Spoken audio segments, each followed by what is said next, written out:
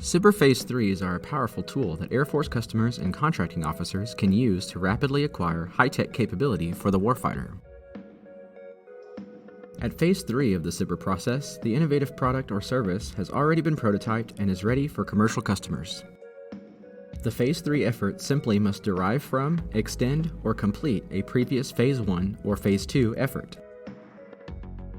If you're watching this video, then you are probably familiar with the terms SBIR and/or SITR already, but if not, check out our introduction video on the Phase I and Phase II processes.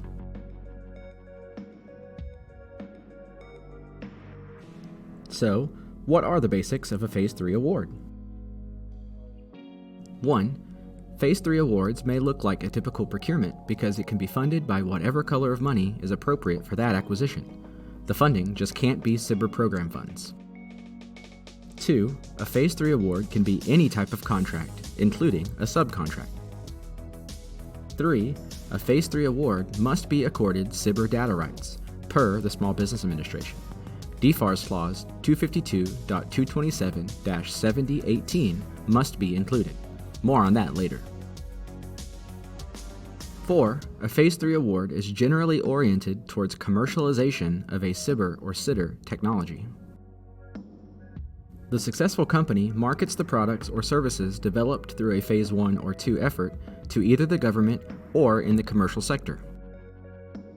The SBIR-SITR Reauthorization Act of 2011 specifically states, federal agencies, to the greatest extent practicable, shall issue Phase III awards to the SBIR awardee that developed the technology, so no knockoffs. Okay, you've identified a requirement and a SBIR awardee to give a Phase III to. What do you do next? What does your requirement package look like? First, draft a brief rationale showing that your requirement meets the definition of a Phase III.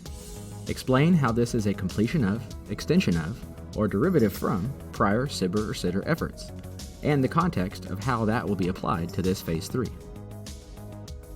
The SBIR Phase I and Phase II process satisfied the competition requirements of the Competition and Contracting Act, so no sole source documentation is required. Once your SBIR justification document is complete, you will prepare any other documentation needed for a purchase of that type and route it through your budget office to cons. Once the package arrives at cons, be prepared for lots of questions, but excitement, and gratitude because execution really can be that easy. This is because the FAR allows cons to streamline much of their process when working with SBIR awards. They don't have to synopsize the action, complete a small business coordination, compete the action, or if in AFMC, even do an acquisition plan. Although there is not a requirement to compete, just keep in mind that cons must be mission-focused business leaders, and they may decide, if it's in everyone's best interest, to compete the acquisition to find a better price or better technology. An important note, Phase IIIs can be awarded to firms that have outgrown their original small business size standard, to a novated awardee, or to a company that acquired the small business. Typically, only a quote or proposal is requested from the SBIR awardee. In that request, the vendor should ensure they fill out the data assertions table from DFARS 252.227-7018.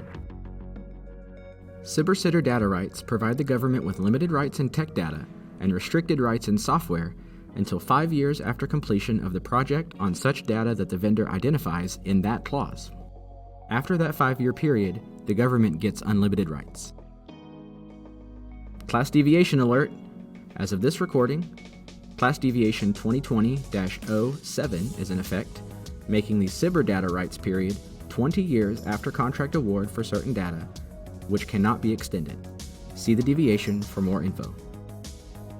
Don't forget, contracting officers, you still have to document and validate that the price is fair and reasonable for SBIR Phase IIIs, so be prepared to negotiate. Once you have awarded the contract, the only other consideration is to ensure that you don't miss the SBIR button on your car. For further assistance, you can connect with the RapidX team by visiting 82cons.com or contact the Air Force SBIR-SITR Center of Excellence at usaf.team@afsbirsitter.us.